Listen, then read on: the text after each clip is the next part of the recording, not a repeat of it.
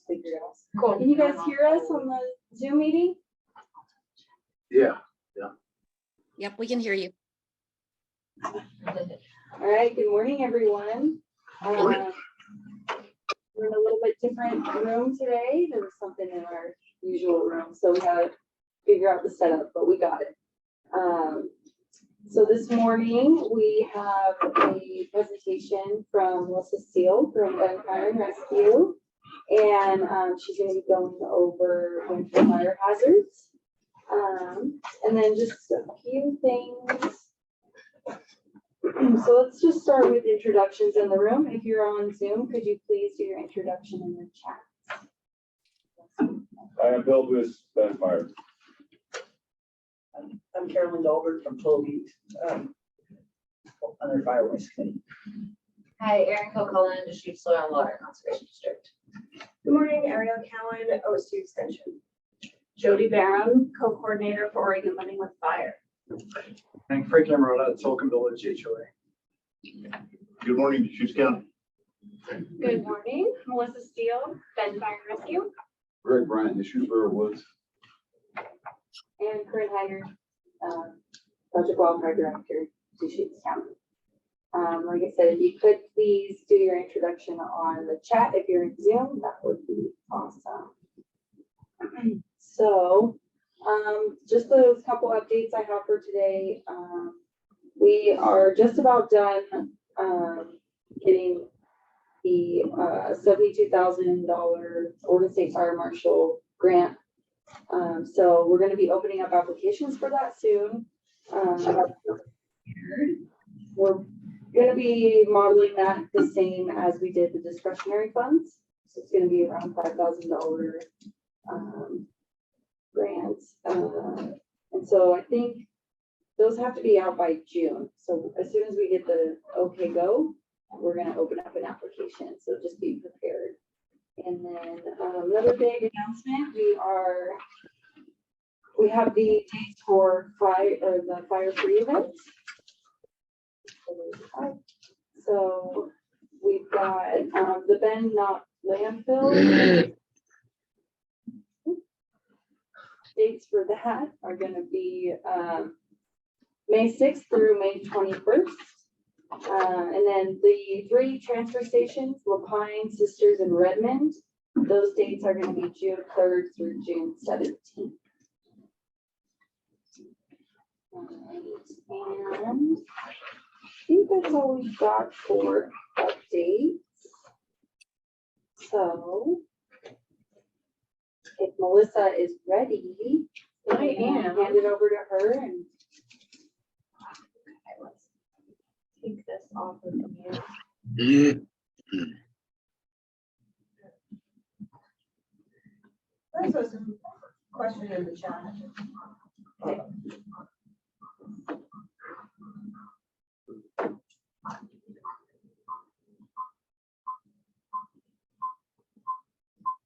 All right, let's see. There we go. Oh, you might want to mute your computer. Mute it. Can everyone hear me okay? That was yes. Yes. Awesome. Okay. All right. Good morning.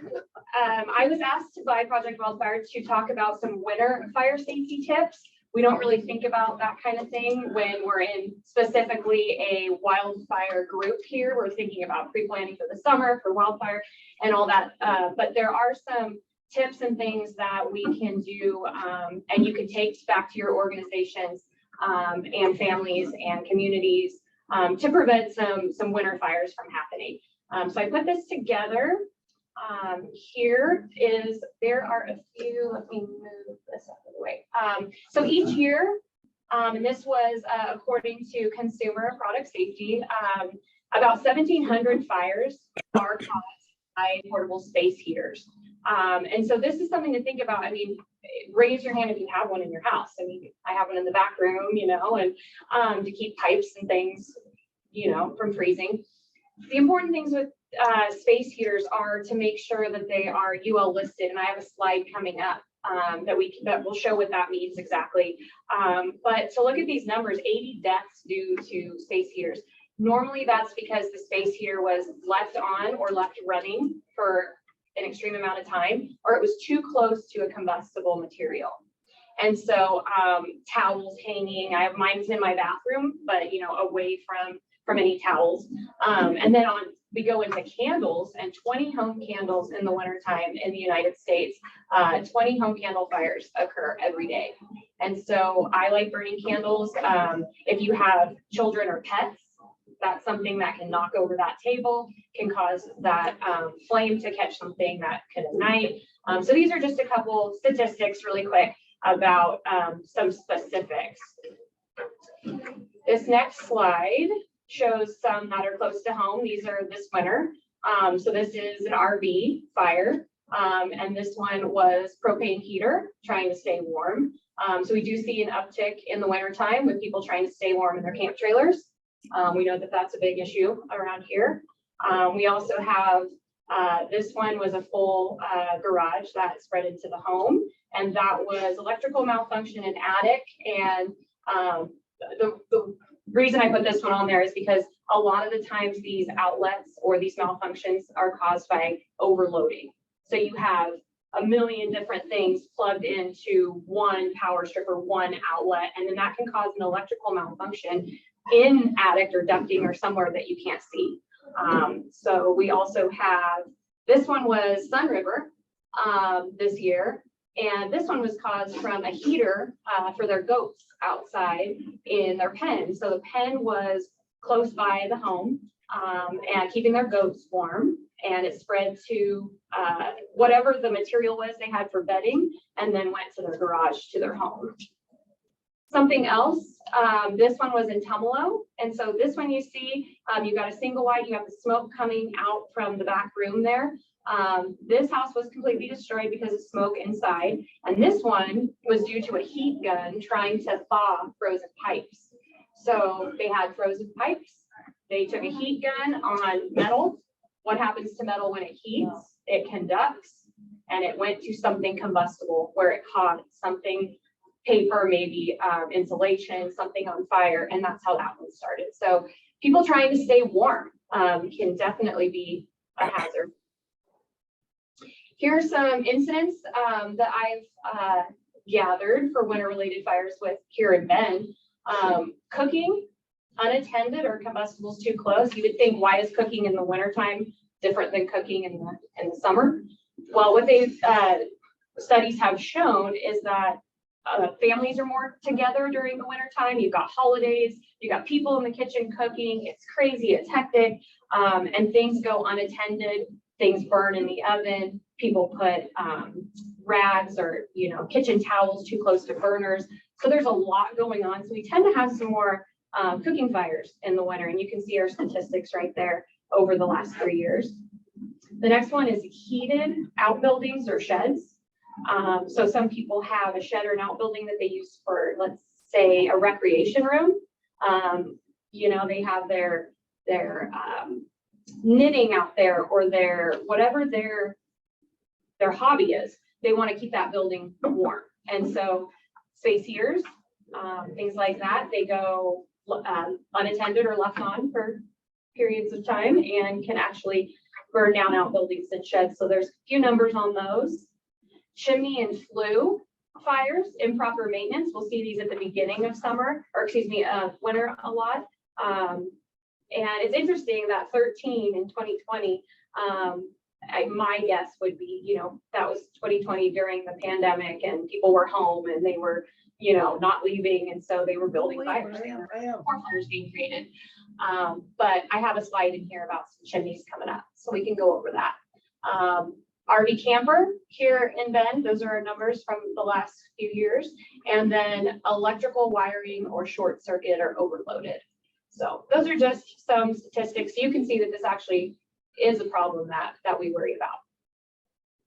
So UL listed. So here are some images that you will see on all different types of appliances.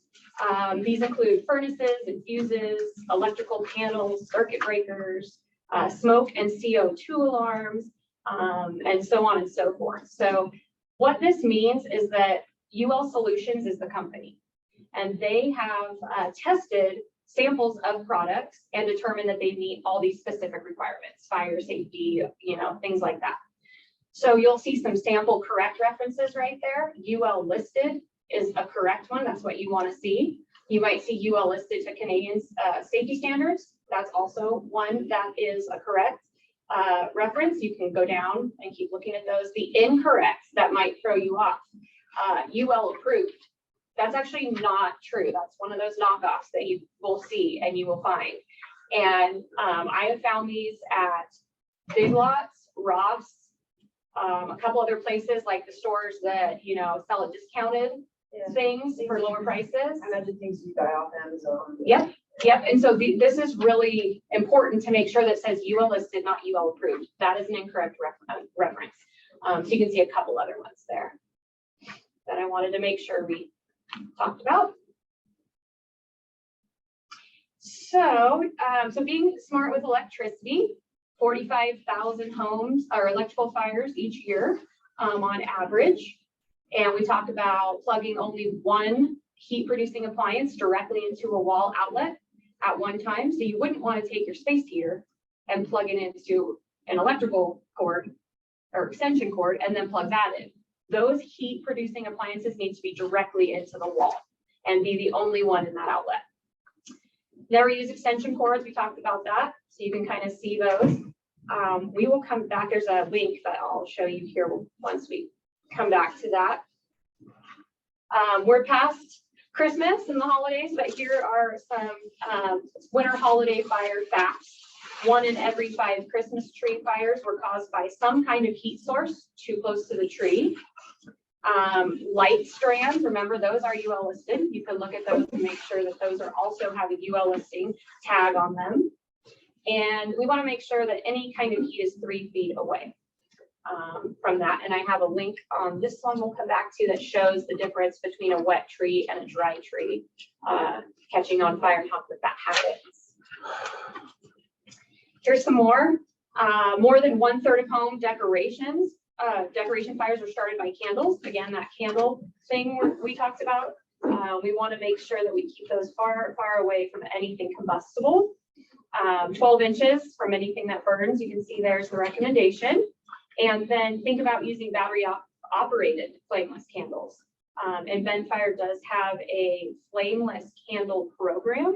So if you were having an event, you wanted candles at your event, but because of a fire hazard, that wasn't an option. We have candles that you can come and grab and use at your event. So that is a service that we offer, or a program that we offer. Portable generators, windstorms, things like that. So I have a portable generator. I have been known to use it to start my coffee in the morning when my power was out. We want to make sure with these that they're in a safe place. They're outside. There's also a poisoning. We'll talk about that here in just a second. Carbon monoxide alarms in your home. You can read that there. Let's see, where was that? Make sure you have, the carbon monoxide alarms. Don't use your generator in a wet area, obviously because of shock. Use heavy duty extension cords, again, being UL listed, and do not fuel your generator when it's running. Spilling gas is obviously not a great idea. This was a house I think it was Detroit is what it said. I should have put the thing on there and I'll go back and put the reference on there, but was in Detroit and that was caused by a generator.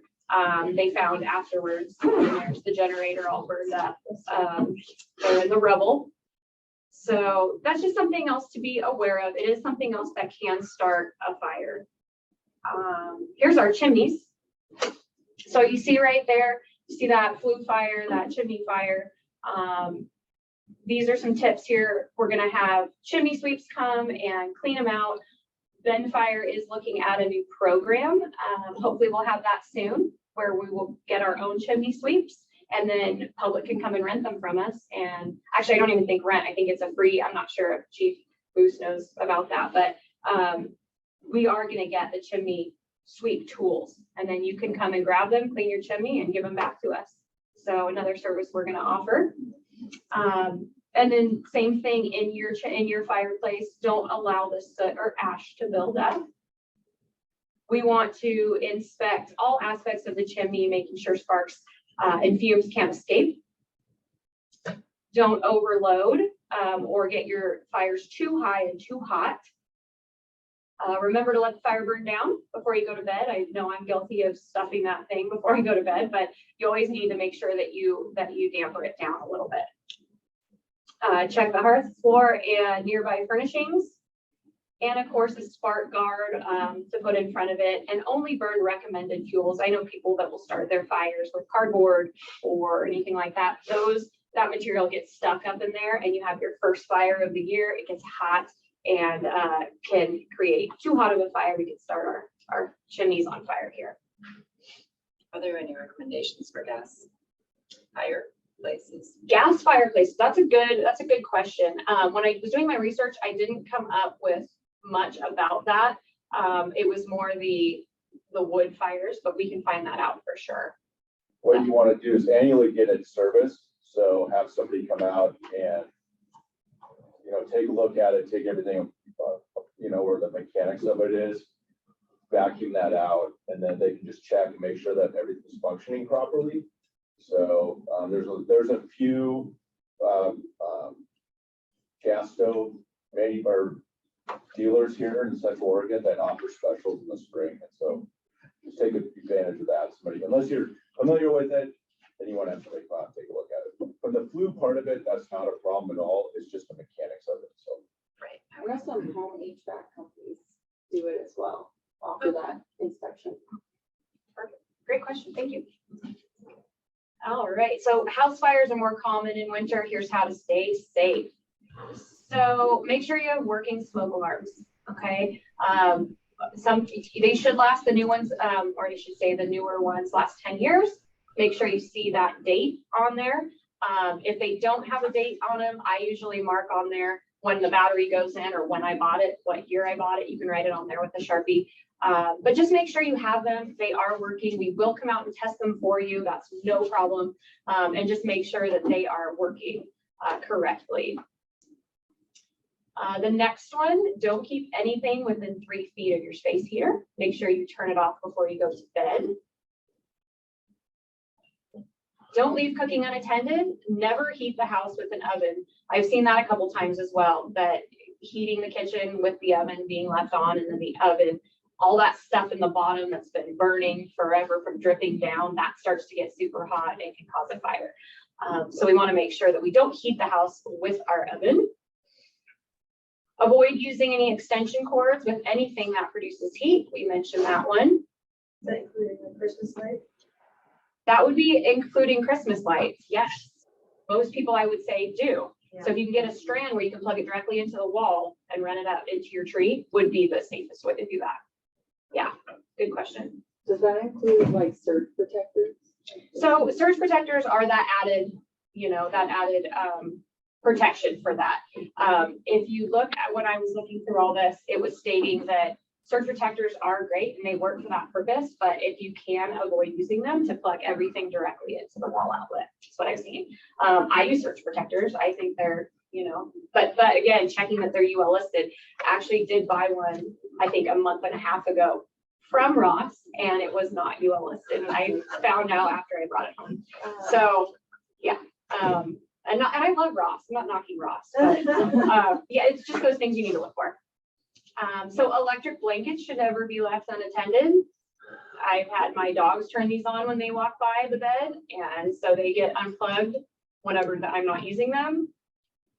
We have also always have a fire extinguisher on hand. If you have no idea how to use a fire extinguisher or need a refresher, let us know and we will come out and do one for you, for your work.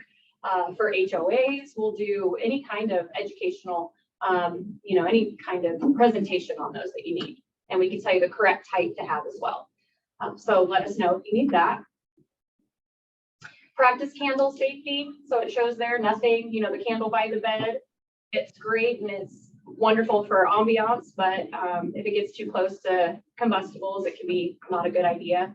And you see the pets there. So that's something in my house as well. I have 3 Labradors. So We don't really burn candles anymore.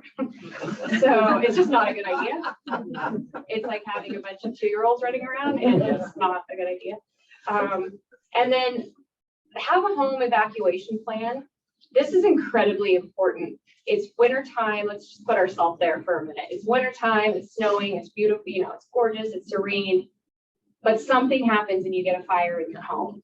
You are completely awake and you have no idea what's going on. It's smoky. Your alarms are chirping. They're doing their job, but it's hectic. If you have not practiced a way to get out, I mean, you think it's my house, I know how to get out. When it's smoky and you're crawling, it's hard to remember. You can get turned around pretty easily. So going over home evacuation plans or building evacuation plans is something really important. And if you do have children or anybody that has mobility issues, making sure that they know where the meeting place is outside. That's very important. If you're going to have an evacuation plan for your home, make sure that you have a meeting place outside so you know everyone's accounted for. All right. Including pets. Including pets, please, yes, make sure that you get your pets as well.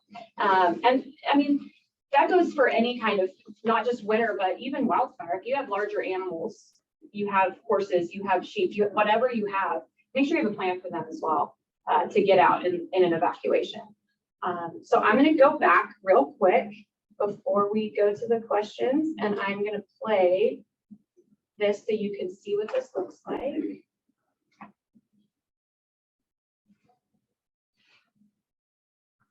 All right, so let's.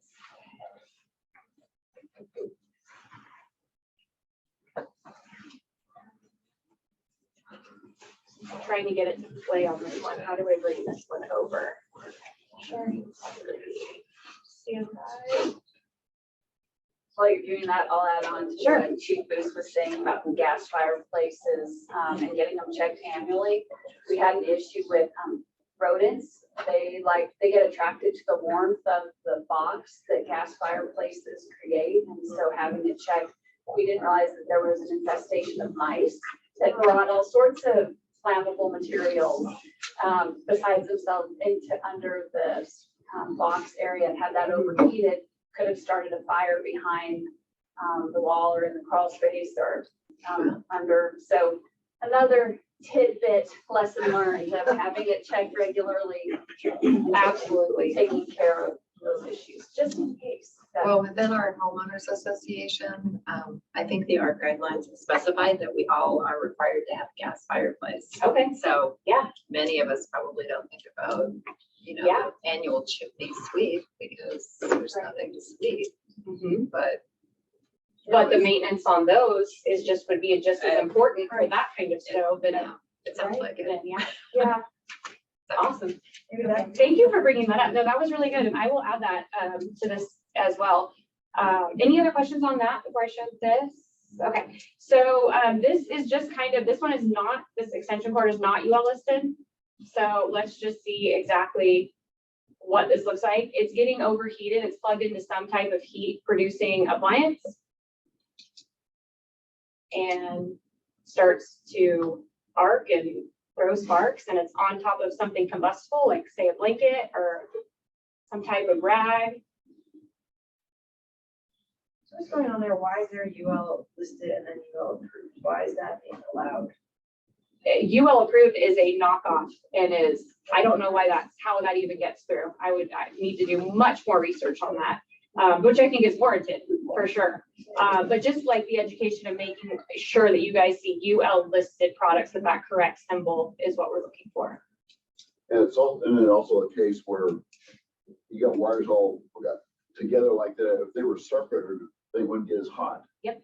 So if you had them separate, so they weren't all on top of each other. That's a great point. See how that's all coiled on top of each other, just building more heat. That's also a really good point, because some people really like, sure, that looks like a messy coiling, but some people really love to neatly coil their extension cords and and that's not necessarily a good idea. Yeah. All right, so let's go to the other one here. You have to coil it. Do you need an extension cord? That's a good question. Okay, so here is a tree that's not been watered in a few days. It's empty. They're gonna go ahead and start the ignition.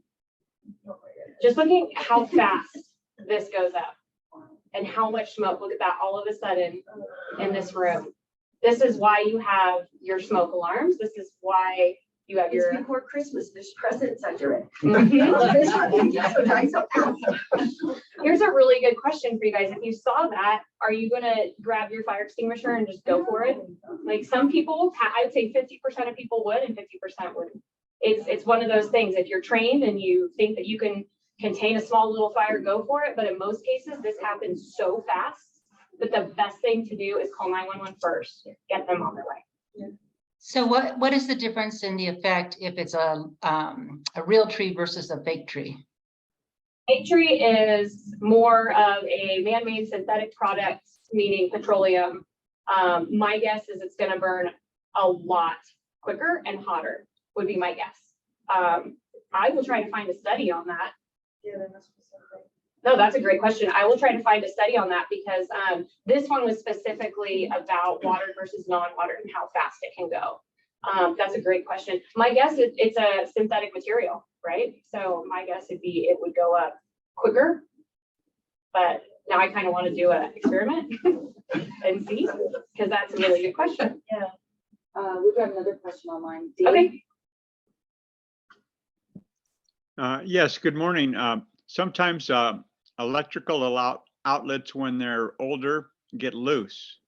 And so you need to be careful about heaters and other things that you're plugging into a loose electrical outlet. It can get bumped and or even just start a problem just from the loose connection. Thank you.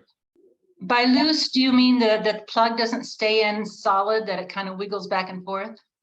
Yes. Okay, thank you. Yeah, older electrical outlets just from wear get loose and that's a problem. Awesome. So I was just handed a phone with some information on it. So this says, well, most artificial trees say that they're less flammable than live trees. Artificial trees can still be fire or electrocution hazards. Artificial trees are typically flame retardant or resistant, but if the fire burns hot or long enough, the resistance can wear off, causing the whole tree to catch fire. So there you go with trying to make them more, thank you, more fire resistant, which makes sense if they would try to do that. But then again, it can wear off quickly, it says. So some more information on that. This one here this was a real life. This person had a camera for safety in their home. They had mobility issues. And so this is pretty interesting. This is from a candle that was too close to some curtains. So he's sitting there and you can see the smoke there. It's starting. Doesn't notice it.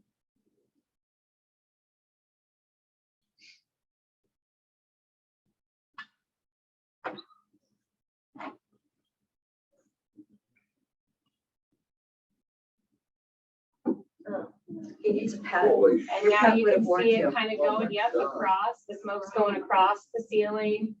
Still, now he's finally coming to what is happening. Not quite the sun coming up, is it? No, and look at those curtains. And then here's family finally coming in and seeing. He says, okay, I better get out of here. Wow. And I couldn't get the sound to play, but what he's saying right now is that he can put it out. He's trying to say he can put it out. And that's why, seriously, and that's why he's walking over there and family is saying, no, you can't. We're going. No, you cannot. Let's go. We're going now. Oh, man. So I was just, oh yeah, we'll let the. That's lounge. That's probably less than a minute there. Oh, yeah. Yeah. Oh, yeah. This is not something you want to attack with your fire extinguisher if you are not trained or do not have the correct extinguisher. This is something you call 911, and then look, it flashes. Oh, not flash, but the smoke all of a sudden comes in to play here at the camera and now starts to drop. And You can see the synthetic material from the windows start to drop on the couch. Well, the whole house kind of gone up in flames because they kind of nest video. And there's the flash right there. So everyone was able to escape. So that's a good thing. But so those are the videos that I have that I wanted to show. Does anyone have any other questions for me? Yeah, we were talking about, you brought up outlets. You know how there's so many different types of outlets. And, you know, I know in many older garages, it'll be the 3-prong outlets, but they're not the surge protector button type outlets. Like what's the GFI? GFCI. So just like, would you say that's the one that all those outlets should be changed to? It's a really good question. I mean, definitely not an electrician here. I've done my own of changing those in my own house. But just, I would say the biggest thing is maintenance on those. I don't know the statistics of what causes more. I'd say the older ones, so they're starting to wear out. Absolutely. Your plugs and your prongs start getting loose, you know, and don't have a good connection. So more sparking and arcing. So just if you have an older home, the maintenance on replacing those outlets, I think would be huge. It's worth replacing. But I mean, I imagine if you're gonna go in there and replace it, you might as well put in the ones that have the You only need one of those in a circuit. per circuit. Yeah. So not every outlet needs to be a ground fault, but you have to have a ground fault in the circuit in a wet area. So garage, bathroom, kitchen. Yeah, so you'll see like 3 in a row don't have one, and then the one over here has one. That's for that whole entire circuit. So You can have your, even more important than that is your circuit breakers. So if you have a qualified electrician or a handyman, check the circuit breakers, because if the circuit breaker doesn't do its job, you could have a faulty outlet and you can have current running that entire time and basically causing more loss because it won't show up. It's supposed to show up instantaneously if something like one of those extension cords catches fire. Theoretically, a proper functioning electrical system should trip right away. So if you're doing your outlets, if you're having your outlets checked, they're obviously going to check the breakers as well, just to make sure, especially on older homes. Like I have a home built like 1970, and I don't want original breakers in my panel, because in all likelihood, they probably use their useful service life is probably done. what do you think the life is? 10 years? that would take research. I'm not sure. Anybody? I don't think there's anything actually, I mean, the recommendations, you just test them and make sure that they're working properly, then you're fine, but and everybody's got their opinion. Obviously. And look around where the prongs, you know, the holes where the prongs are, you'll see burn marks. You know, the older ones, you will see burn marks. So that would be a good indication that it needs to be switched out. That's what I would say. And yeah, exactly. Don't do it yourself. You know, let's not advise just fixing everything yourself. There are things that you want to throw money at, and that would be one of them. So, yeah. Yeah, go ahead. Can I ask you a question about the fire extinguisher presentation? Yes. How long would something like that be, and what kind of capabilities would you need to make a presentation? Great question. How big would the audience be? Say 45 people. Okay, so we have a fire extinguisher prop that we bring. We need to be able to hook up to water and power pretty close by. I'd say within 20, 30 feet, we need to have water and power. Then we hook that up, we set it outside. Outside is where we want to do this, because it is an actual live fire demonstration. And we've got some fire extinguishers that people can use. So there's a classroom portion. It takes maybe 15 minutes. We'll talk about the sizes of fire extinguishers, you know, why they're coded and rated the way that they are, and the different types of fire extinguishers as it comes to materials being put out. After that's done, we'll have everybody come out, stand in a line, and everybody gets to play, you know, the whole pull the pin, squeeze, aim, that whole thing. So roughly we do them in an hour. For a size of 45 could be an hour. Yeah, but it's mostly we got to have the power and the water nearby for the prop. But yeah, we can come and do that anytime. If it's not snowing, I'll tell you. Please. Please, I just did one the other day and it was really cool. Because you're filling the fire extinguishers with water in your hands. It's like, Yeah. So, yeah, but we'd love to do that. We'll come out and do that for you. Let us know. Do you have any questions online?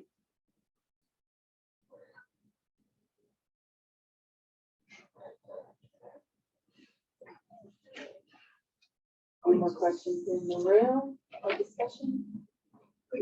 Yeah, Yeah, absolutely. thank you, Melissa. That was awesome. No problem. I'm gonna stop sharing. There we go. Okay. All right.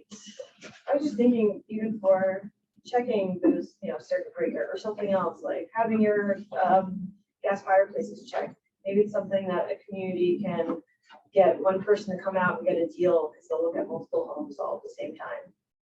So There's that partnership again. I like where you're going with this. Yeah, absolutely. Definitely something for the coalition. Change my dream. Right.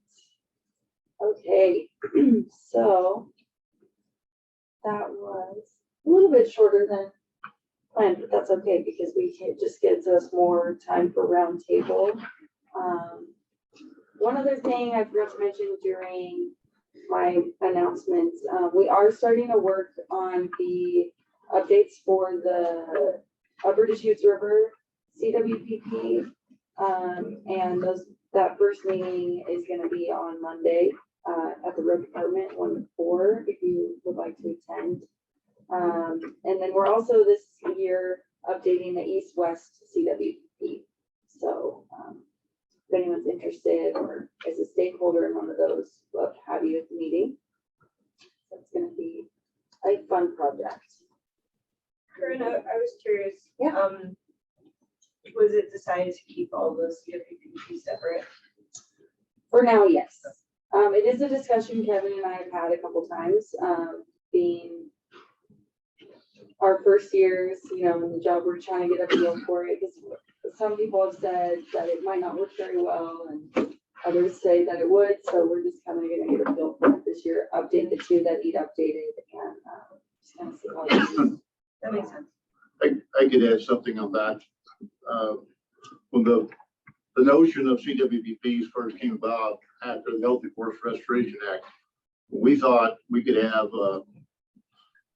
CWPP for Deschutes County on steroids. And after the first meeting, we quickly learned that that was false thinking. And the reason is, if you look at the guide for developing CWPP, the first thing it says is convene the stakeholders. And there's a reason we have 7. The Greater Lapine is much different than the Upper Deschutes Coalition, much different than the Sun River, even. So what happened is you get real ownership in the CWPP, and you get real ownership in terms of the actions, that sort of stuff. And you may have some similar standards, but getting that energy with the stakeholders within that geographic area, I'll just come out and say it, still makes sense.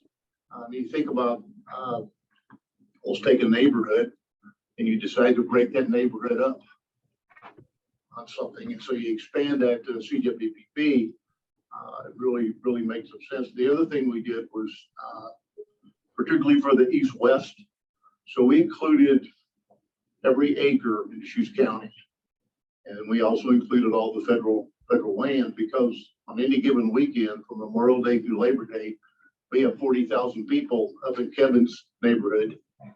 Evacuations from the campgrounds, that sort of stuff, fuel treatments. And so what happened is that really helped the Forest Service take advantage of the NEPA alternatives, because it was CWPP with standards.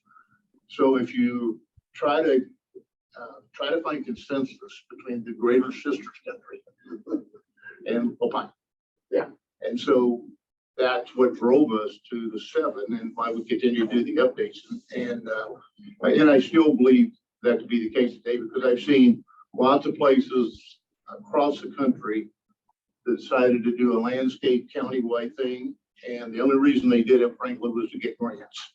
There was no follow-up. There was no accountability. You started losing people in terms of interest. So anyway, that's the history I'll share with you. Okay. Makes sense. Yeah. I can see that just from the HOA perspective. Our HOA is so much different than, say, Lawn Leaves at Aubrey Butte. They've got slope, they've got juniper, their homes are well spaced, ours are close. Our risk factors are different, and so Yes, that's, I think, you're exactly right. it applies to the county, but then if you look neighborhood to neighborhood, things are different and the risk factors are different. I totally was not a person trying to push forward for all to be Yeah, fine. It was just what I heard, that it was still going forward with an effort of having separate meetings for these separate locations, just more that all being combined into one document. That's exactly what Kevin and I have talked about, is continuing to keep them separate, but doing it one document thing, just so that we're not doing 7 different ones. Right, because there's probably some sections that end up being redundant, and there's probably for sanity. Yeah. So we're, taking Joe's advice and understanding how he's been doing this for a while, so he knows how the stakeholders work and how the communities work. So it is something we are thinking about, but we just don't really know enough in our positions yet, like just starting.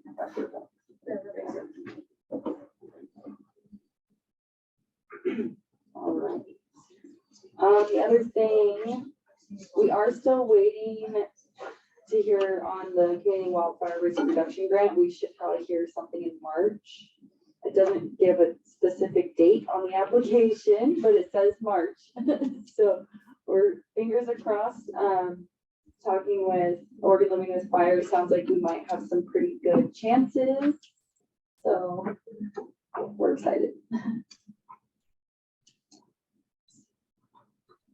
Okay, so I think I'll just go ahead and open it up to roundtable discussion. Do we want to start with you? Oh, do you have any updates from Wildfire? Nope, just that we also did put in for the grant as well, for the county, for rural district 2. So hopefully we will see something with that. I think that we have some really good ideas with prescribed grazing, and yes, that means goats. And people ask what that is, and that's the goats.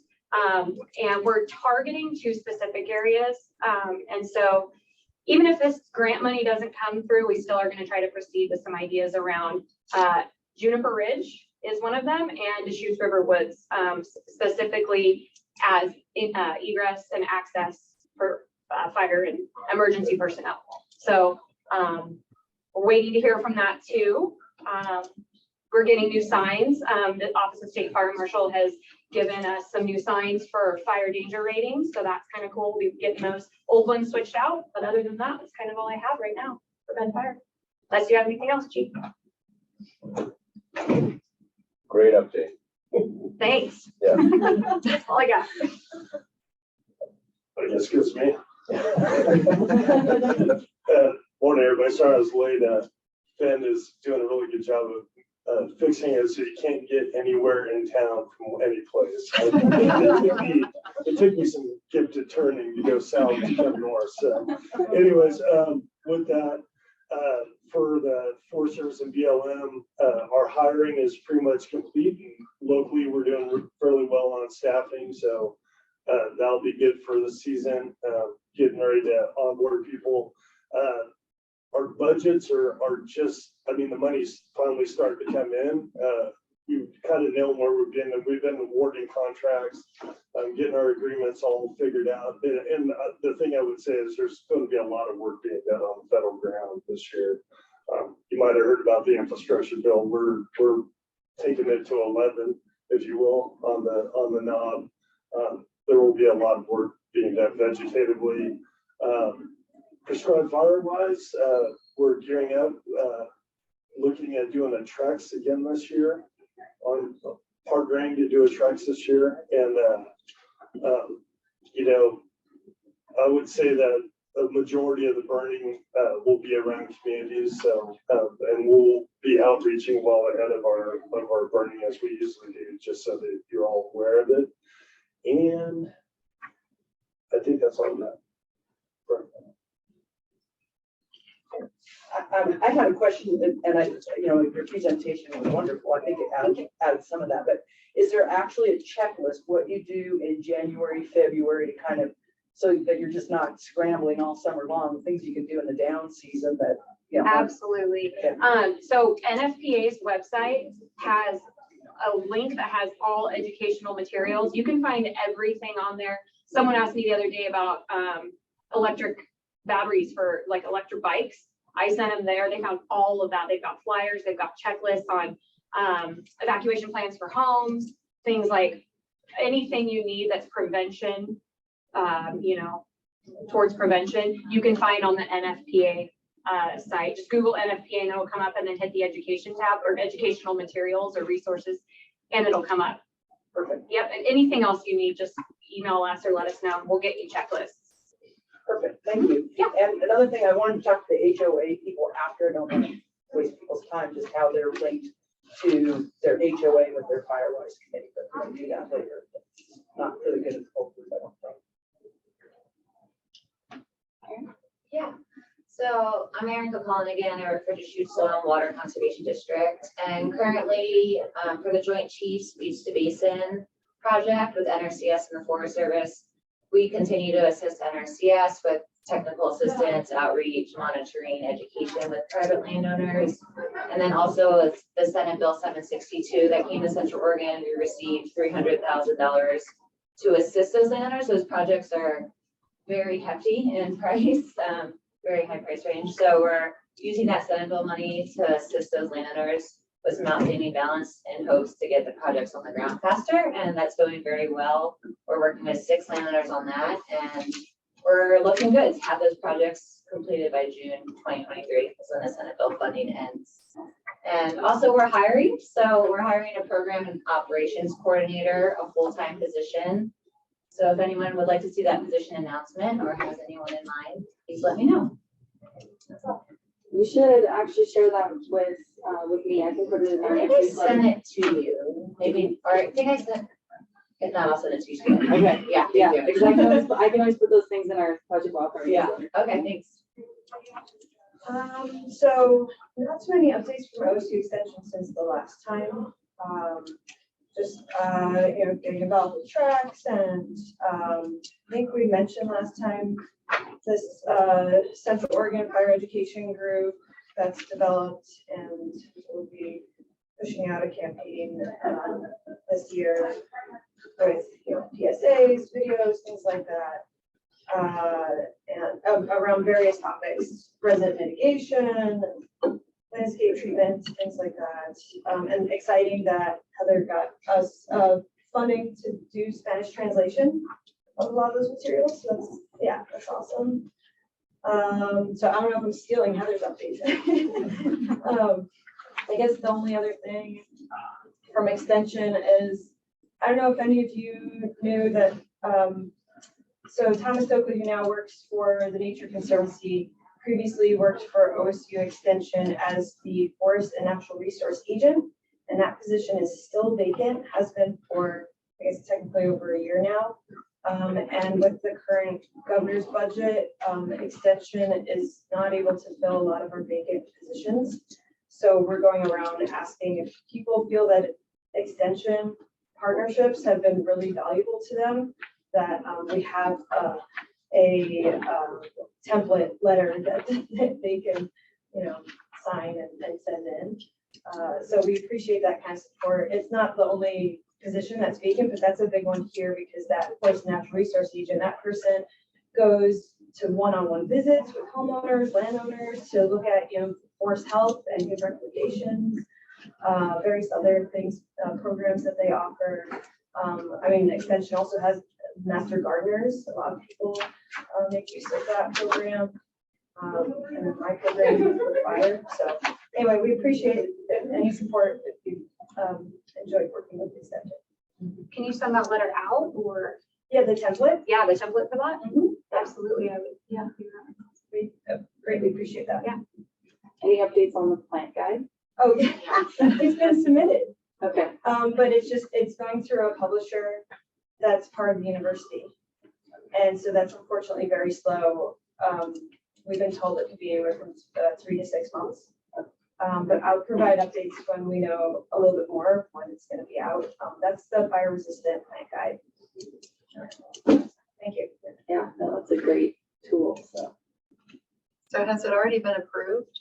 No, For publication? It's submitted to the publisher and then they have to go through their review and approving it.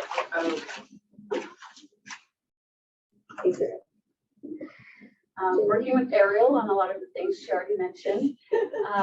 But for Oregon Living with Fire, in the near term, we're doing our updates to our county commissioners. And then preparing, we've got the Wildland Fire Leadership Council coming to Klamath County in March. And then the Wildland Urban Interface Conference at the end of March. Highly encourage people to register and go to that. It's really valuable information that you get, and just also great networking with folks from around the country on best practices, latest science, and everything wildland. Some of it will be virtual, you can't attend in person. And then we roll into April with Trex, hoping to do a prescribed fire tour along with that. And then gearing up for our Central Oregon Fire Year briefing. So that's kind of what's on our plate in the near term. And then Jen is tracking all things grant related. So the Building Resilient Infrastructure Communities Grant for High Desert Museum made it through to the national competition. So hopefully we'll hear about that. And then, like everyone else, the OSFM grant opportunities, tracking that for the 3 counties and all the different applications, along with other rounds of funding that'll be coming out in March. So once more funds are available, we'll update the group and help with applications that fall under our tenants, the fire adapted communities, resilient landscapes, or safe, effective fire response. So yeah, that's what's going on in our world. Are you going to the Louis conference? I am. I will be at the Louis conference. I'll be there too. It's my first one. Oh, fantastic. So where is it? It's in Reno at the end of March. It's around the, I want to say 24th to 28th. Yeah, I think it's like that's that last week, like 27th. Yeah, it's during what's typically spring break. Yeah, so that'll be really exciting. Some of us are going early. I sit on the IAFC's Wildland Fire Policy Committee. So I'll be down there early for meetings. I think you're going for the pre-conference. That Fire Adapted Communities workshop that I'm gonna go to. Yeah. It's a great conference. You really learn a lot from some very smart people. Yeah. Actually, I've been testifying, I think it was last week on House Bill 3142. That's the one that gives the money to different soil and conservation, water conservation groups. And Deschutes County is only allocated for 500,000, but like Klamath County, really this is to get control of our junipers. And yesterday I was in Terrebonne at an Angus bull sale, talking to all these ranchers from all over, and everyone else has like tons of snow on the ground. So I'm thinking like maybe this is our week to get that snow. Yeah, they were saying they've had snow on the ground forever. Harney County is like way over their limits, and you know we need it here still. So, and especially Crook County, but doing a lot of work on juniper removal, and I think that is so important. Our new lobbyist grew up on Klein Falls, and when he grew up, you could ride your horse or your bike through Klein Falls without having to stop for a tree. So he definitely, they make the legislation for the entire region, which is pretty fascinating. Talked to Tim. Tim DeBoot was testifying for us, and then when I talked to him like that afternoon, he was actually flying to DC the next day to testify about that. So yes, his work has really made a difference. Maybe our soil's a bit different, but when you see all those junipers out there, and I have them at my house, and nothing gets under them. You know, if you only get 11 inches of rain a day or a year, it really needs to be handled. And yeah, so anyway, that's something legislation wise that I think is pretty important that we're working on. Thank you. And then I would say, don't ever use your central vac to vacuum up the ashes in your fireplace. That is not a good idea. Hopefully that's not a personal experience. I did not do it, but somebody did, and thank goodness somebody else was in the garage when the canister caught on fire. Yes, So- that's a great, thank you for bringing that up. I will I add a was slide super to ashes Yeah. and things. Thank you. I will add Yeah, that. and don't put them like in a bag that will catch on fire. That's another thing. They have to be really cold, you know. So those were like practical experiences. Yeah. And now I'm gonna go find out if we're gonna get a new solid waste plant. So I'm sure we're gonna get one. Where is it gonna be? Not a lot of action at Tulsa Village. This is typically our preparatory times during upper spring for the fire free events and volunteer cleanups, things of that nature. So it's actually thankfully a little quiet right now for me work wise in relation to fire wise. So nothing to report. Robin Church, Three Pines HOA, currently doing some research on some partnership opportunities with some companies here in Bend for our community, and we are planning our activities for May to celebrate the Wildfire Preparedness Month. Yeah, I'll keep it at that because I could do a deep dive, but that would be too much. I'm used to reporting out when you're done, you say in the report. Oh, I'm sorry, in the report.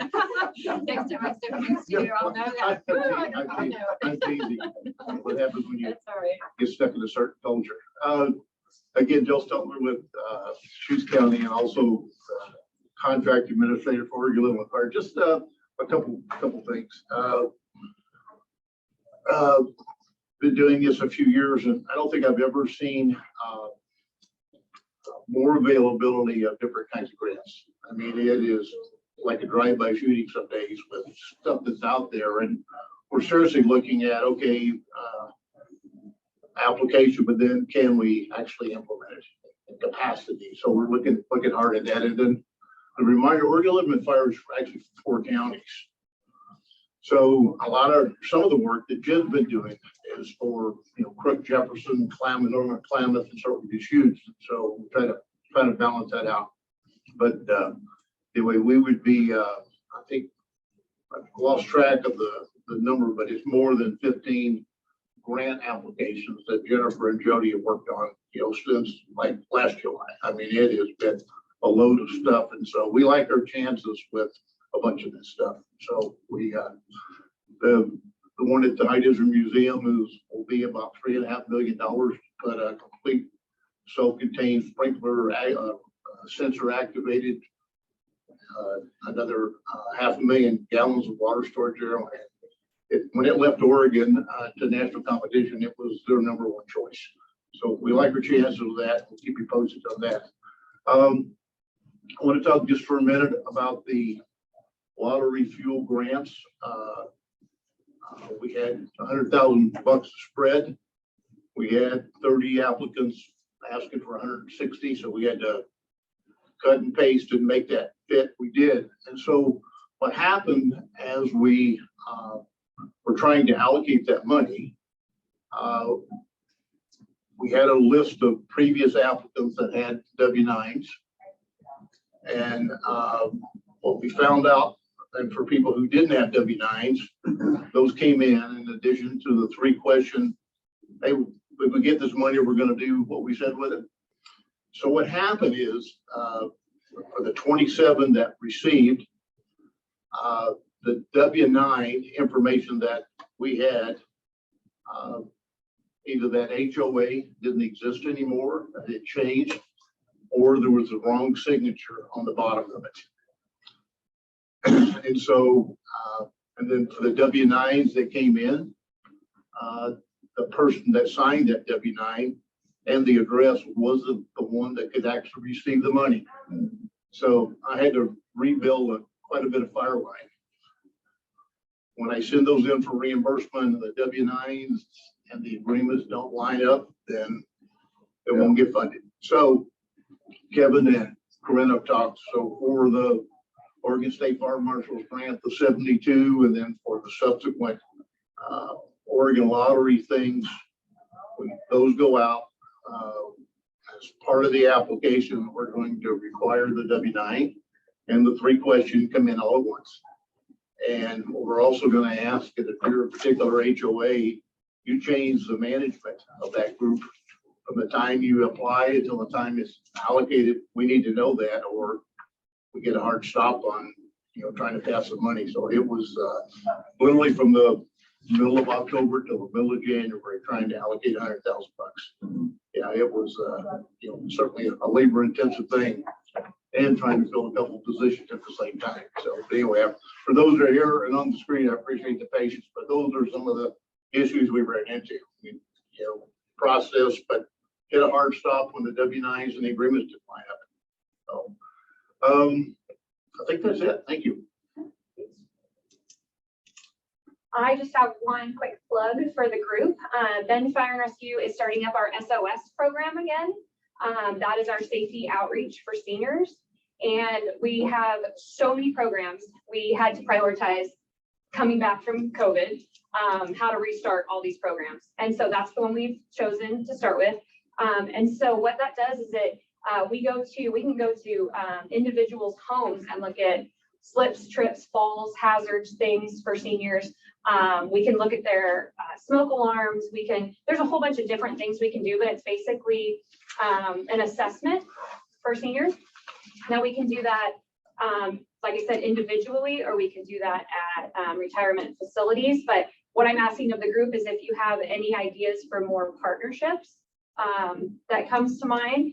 Council on Aging we're working with, but we want to just restore those relationships again. So if anybody else can think of a group that might be good to partner up with, just let us know, email me or give us a call and just kind of think about that. We want to get this program out and going again so we can get out to people's homes. Yeah. Okay, Greg Bryant with the Shrewsbury Woods, and we have had some activity with Heart of Oregon. They have done some summer residences in the Shrewsbury Woods, and then also it's a good thing to find out when fire free is. Now I can determine when I can use up my $5,000 of the grant that Jill was talking about, and we also sent in the grant application for this last go around too. So that's all I had. Thank you. Okay, for Roundtable Online, if you would like to share, please raise your hand.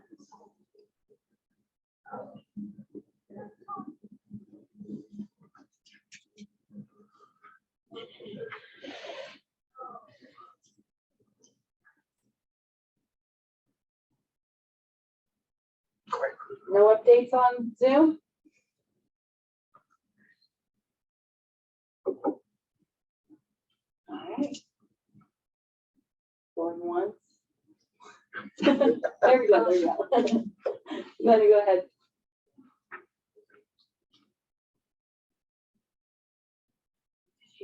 Hello, my name is Glenna Larson.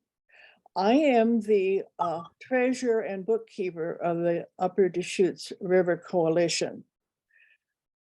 I'm afraid that we had an email failure because back in January, I sent off a W-9 and a letter from the board, since we had agreed to be the fiscal sponsor for River Forest Acres.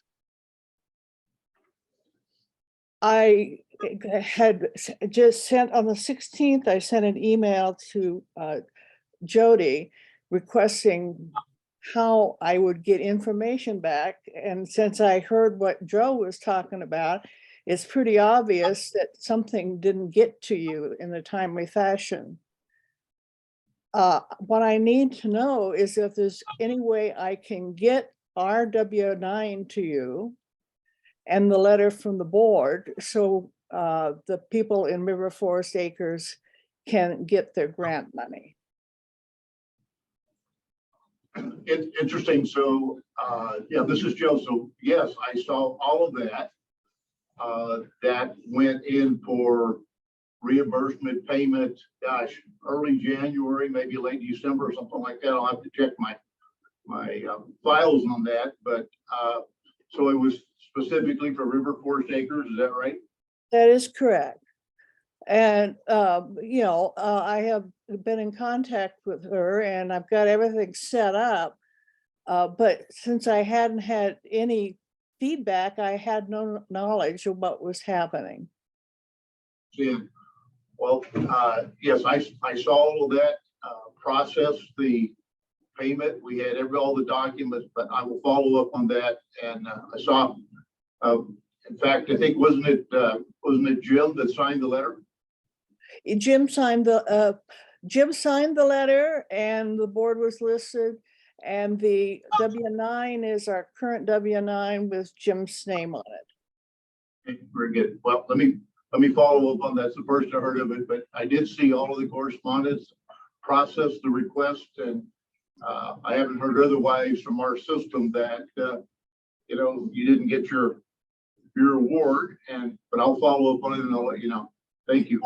Do you have any idea of roughly when I would expect to see the check so that I can? Well, it will take a little bit to figure out where it's at in our fiscal system, whether a check has been issued and just went to the wrong address.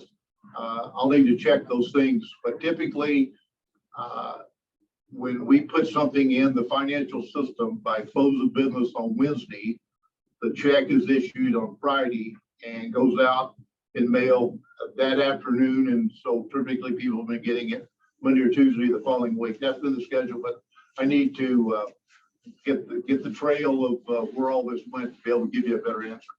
Oh, thank you, Joe, so much. In the future, whom should I send these kind of emails to? Well, to get everybody, because many of us are doing the account, just send it to forester@deschutes.org. Okay. Thank you. Thank you. Anyone else on the Zoom have anything to go to the order?